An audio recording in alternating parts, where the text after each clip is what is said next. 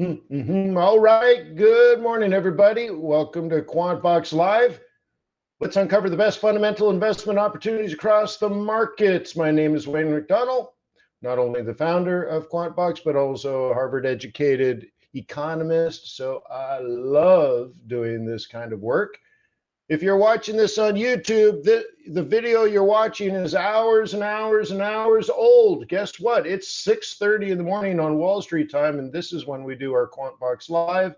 As subscribers to QuantBox, if you want to try a demo for $7 or $8, you certainly can. Also in there is your training course on how to do macroeconomics and a whole bunch of other wonderful things. Give it a test drive. With that being said, let me remind you that trading is risky, not appropriate for everyone. Your past performance, good or bad, is not necessarily indicative of future results. Please stay small, stay humble, focus on the long term. Never risk money cannot afford to lose. Okay, let's log into the QuantBox Pro database. Got to get the right Gmail account. There we go, logging into the cloud. Un momento, por favor. Muy bien. Loading. Keep the trick. Okay, here we go. Let's zip into here. And by the way, if I understand the feedback, you guys want a larger version of the scatter plot. Is that right? Would that make you happy? Yeah, big thumbs up. Okay, cool. Right on. I got some other things in the works that you're going to love, but that I could easily do. Anyways, let's look at it. The scatter plot's all over the place. Okay. So what we're looking at here is Bitcoin has a QuantBox score of -4, and it's down 2.61%. That's good. That's the negative times the negative that you learned in 7th grade. They're like, Johnny, a negative times a negative is a positive. And Johnny's like, that doesn't make any sense. That's ridiculous. And Johnny got an A. But the thing is, if QuantBox says -4 and it drops 2.61%, that is good because you would be a bear, you see? So that there's the negative times the negative. If you look way up here at Rand versus dollar, you can see it's basically the opposite where it's up and it was expected to be up. Okay. And so look at today right now, USD Rand up, USD CAD up, USD Yen up, USD Swiss franc up. What's the common denominator? If you look over here, Euro dollar down. Now it's not down by much. You see, it's got a -8 score. It's very, very, very bearish. It's only down just 0.6%. That's why it's down but shallow. This is Bitcoin down 2.61%, so it's deep and right down and deep. This is down and shallow, but nonetheless, Euro dollar down. That's dollar bullish. Kiwi dollar down. That's dollar bullish. I can't even get in there. But anyways, pound dollar is down. Where is it? Is it over here? No, I can't get in there. But nonetheless, down, down, down. Oil is down. Japanese stock market is down. Whoa. How could we describe this using the English language and not mathematics, or in this case, statistics? Where you see Japanese market down, oil down, Bitcoin down, all the yen pairs. Look at Swiss yen down, Euro yen down, pound yen down. Okay, dollar strong. How could we describe that? Risk off, absolutely.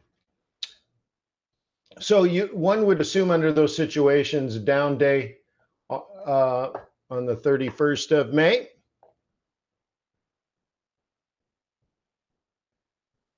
Okay. It's been up. Okay. But now coming down. Okay. By the way, you're like, what are these numbers? For the month, dude, for the month. Like, whoa, it's up 4% today. And it's S&P 500's up 8%. No. For the month. But anyways, cool. So anyways, one would look at that and probably think a down day. So one thing you could do is sort and find out what technically is down and go along with that. Okay, so here's all the things that are technically down. Okay, well, actually, no, in this case, no, this is, well, maybe I should double check this. Why are these reading the same? Hang on. There might be a developer issue where they just put the same thing twice. That's what it is. How funny is that? All right, so this is a good day for me. I get to yell at a tech person. It's like a bonus. Like, this is great. A little bit of public humiliation never bothered me. All right, cool. So anyways, I'll have to yell at somebody about that. So this one of them is supposed to be overall data, like overall score, and the other one is technical score. They threw down the both anyway, so we'll get at that. So like Bitcoin way off, oil way off. Okay, wowzer. So let's look at maybe some dollar pairs. Well, you know what? Let's get rid of commodities and let's get rid of indices. We already know risk off. So let's reload this currencies only. And yeah, the biggest winner here is way up there, Rand. And yeah, these are actually performing pretty okay. There's that pound down 0.5% almost, but look at all the yens down. Interesting. So there's a big change there. If you find this hard to read, another way to look at it is you go to the market heat map, and it spits it out this way. USD Rand is the biggest winner. Bitcoin is the biggest loser. Okay. So Kiwi dollar down, Aussie dollar down, Euro dollar down. Look at this, yens. Okay. So that's another way of looking at it. Typically what you want to do is decipher what this means, risk on or risk off. So we looked at this and thought risk off. And then you might want to look in the middle of the pack here at things that are not moving right now. Because the things that are moving have already moved. Where were you yesterday? Just because they're moving now, like oil dropped 2.5%. Yeah, so now what are you going to do? Sell it at the bottom? No. Okay. Okay. So anyway, so you might want to look at the middle and say, where are the laggards? Why isn't, why isn't some of these other things moving as much? Like you look at gold, and gold is neutral, right? You see that? You're like, gold is neutral. If in risk off, you would think gold would be further down. So what's going on with that? And you might want to take a look at gold and try to figure out, should you be trading it? We can pull up the scorecard for gold, and it's neutral, as we know. Not only, well, neutral here on a longer term basis, because remember, like technically we're looking at a daily chart. Seasonally, we're looking back 20 years. The COT data, like institutional sentiment and positioning, that gets updated weekly when the data comes from the Commodities Futures Trading Commission, the CFTC. That's when we pull the data out of the CFTC and pop it into there every Friday. That comes out around 4. So this, when you look at this scorecard, this is much more, fundamental, let's say, the quantitatively fundamental. But that scorecard or the heat map that I was showing you is right now. It's not looking at anything except movement, right? And so we have short-term neutrality and longer-term neutrality. But if everything today is risk off, and we don't know if it's going to stay risk off, but it's been risk off all day throughout the Asian and European session. So the logic would be, if the risk off sentiment continues for the day, then there's a probability that gold could fall. A reasonable probability. Is it super high? Well, no, it's neutral, right? The probability on the longer term is nothing really happens on this. because we have kind of different forces. We have a recession pulling this down, but inflation pushing it up. So it's really neutral. There's really no fundamental reason to own gold on the short term, maybe on the long term, longer, okay? But check this out, sentiment on the retail side is short anyways. So it's neutral long term, it's neutral short term, but in the short term, maybe it will fall in a risk off day. Does that make sense? Like you're following the path. It's not falling now. So we have a couple of choices. Sell something that's already fallen. But that doesn't make sense to me. You're not producing any alpha. You're not, you know, you're not performing well without taking risk. If you sell something that's already fallen, now you're gambling, you're betting that it's going to fall further. But that's a terrible bet. Okay. So the next thing is, instead of betting, you say, well, okay, that's done and dusted, that's gone. But if the current market condition continues, then I can maybe get ahead of the curve here and find like gold on a chart and say, well, if it turns bearish, I can take a shot to the downside. Why? Dollar's up today. It's a risk off day. Okay. So now we can pull up gold, and try to find something like that. My oh my WTI. By the way, at FX Boot Camp last night, we were actually talking about not selling this rally. Oh, where's my drawing tool? Oh, drawing tool won't work. Why won't it work? No, my drawing tool won't work. Hang on. That's in the way. No, it's totally froze. Huh. No drawing tool today. All right, so let me do it this way. The conversation we had yesterday, like if you were going to sell WTI, and don't worry, I'll get to gold. We would look for something like that. But unless it pulled back, we don't really want to do it, because if you're a bear, you have to sell high. Selling low is not ideal. Now, in this case, you could have sold low and it worked. It doesn't mean it's right. Okay? It doesn't mean it's right. It's like a drunk driving home and he didn't wreck his car and he didn't kill anybody. Doesn't make it right. Okay? So now we get down here, and the thought was, well, if it headed down, if we got a little bit lower here, let me back out, and we identify this area as support. You see the support to the left, support in the center. So in the future, 66.5-ish, okay, could be our new support. So it could even fall even further down to here. But, this is the part about getting ahead of the curve. See, a bear can't sell low, a bear has to sell high. But a bull can buy at support down low. So the next thing is, if it falls this far, remember we were doing this last night, that you could try to buy a bounce in here. And now you at least you're buying low with the anticipation of support holds, versus selling near support after it's fallen. No. You only sell high or you buy low. And sometimes we forget that. Now, let's carry that thought process over to gold.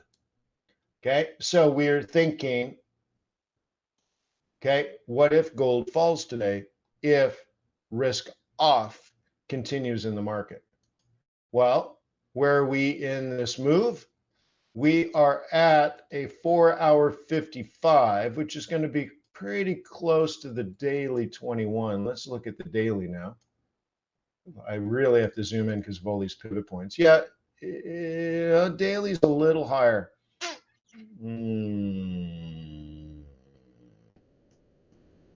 Well, if we were going to sell, the first area I would look at is this. So we're at the okay price. The other thing I'm looking at is how far is that 21? And the 21 is 1975, and we're only at 1960. So if we were going to try to front run this, it would kind of probably look like this. Okay.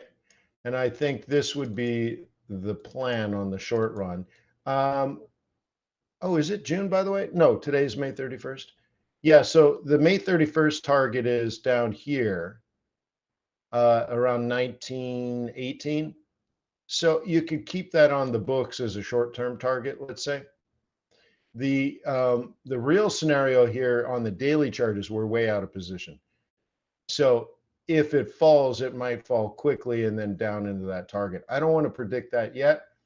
I just want to know where that future 21 is going to be. It's not touching this now, but if gold falls, it's going to drag the moving average down and to the right over time. So I want to hit that deer. The deer is sprinting for its life, and I have to shoot in front of it. Okay, so it's not there yet, but it's gonna be. All right, so anyway, so now we go back and try to figure where that is. So that's 1975, and here we are at 65, 66-ish. So this could roll over where we are now, but it could also go a little bit higher. So how do we know whether we should pull the trigger and drop it now? Because it could drop off that 4-hour 55. The 4-hour 55 predicts it goes down to the this bottom and basically maybe creates a bullish inverse head and shoulders. Okay, if that occurs, okay. So how do we know whether we should pull the trigger at 65 or 75? Oh, you drop into a smaller time frame. Let's go on a 5-er. Okay.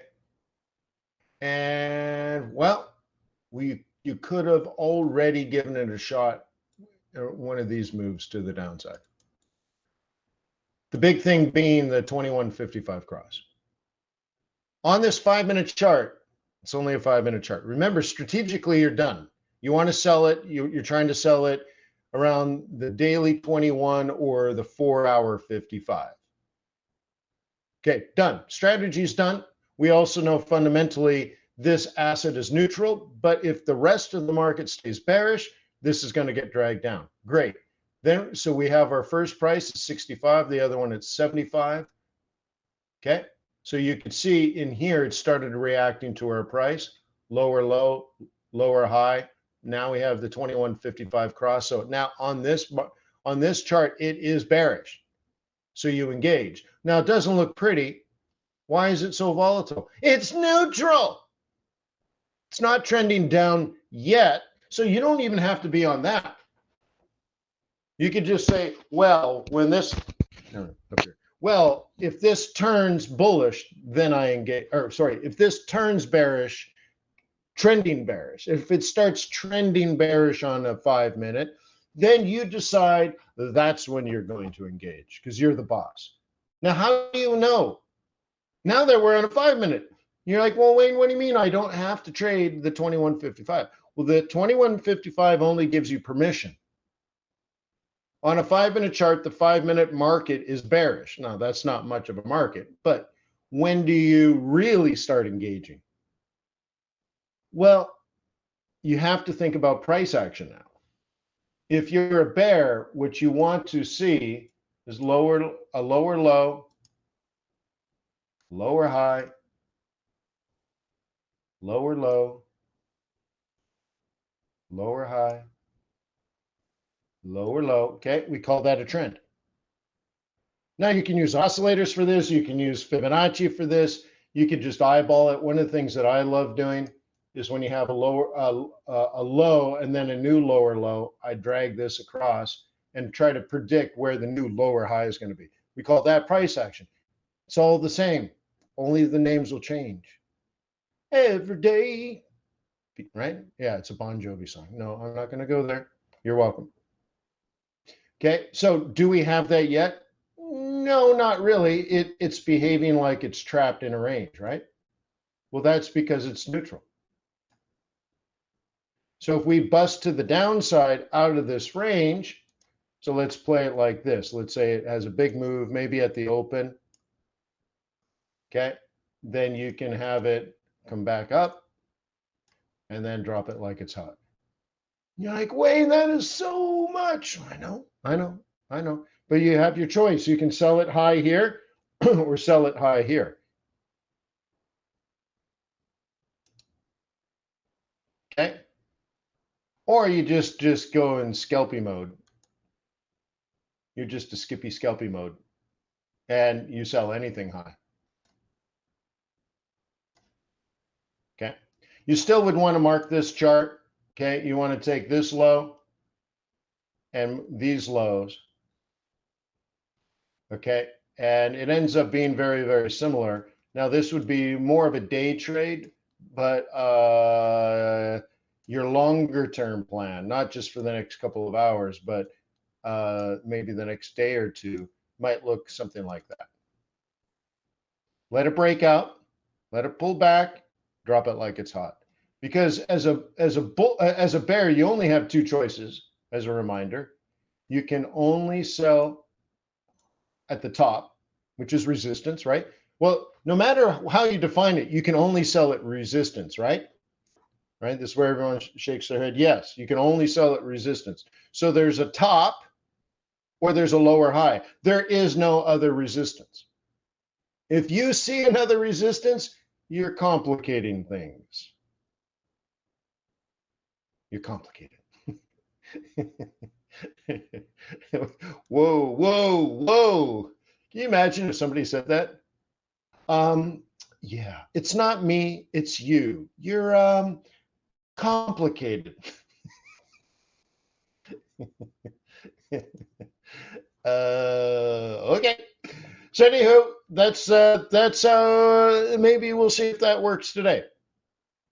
So that's how, again, you break down what's happening now, taking a look at what's not happening now, taking a little further, extrapolating a bias out of it, what might happen, and then get in front of it and set up a trade plan. And if the markets give what you're looking for, then you can trade. And if gold goes up today, then you spend the whole day doing nothing except not losing money. And that's a good day because you'll never get the trade set up. If it's making higher highs and higher lows, you were wrong today, but in a way that you didn't lose money. And you'll try again tomorrow. And that, again, you're trying to predict the future, looking at something not moving and saying, if this is moving, I'll be one of the first in it. Sweet. That's called alpha. Okay, because you'll outperform the market without taking additional risk. That's alpha. Cool. Peace on earth. May the pips be with you. May your profits be above average. Yeah. Yeah. Thanks, everybody.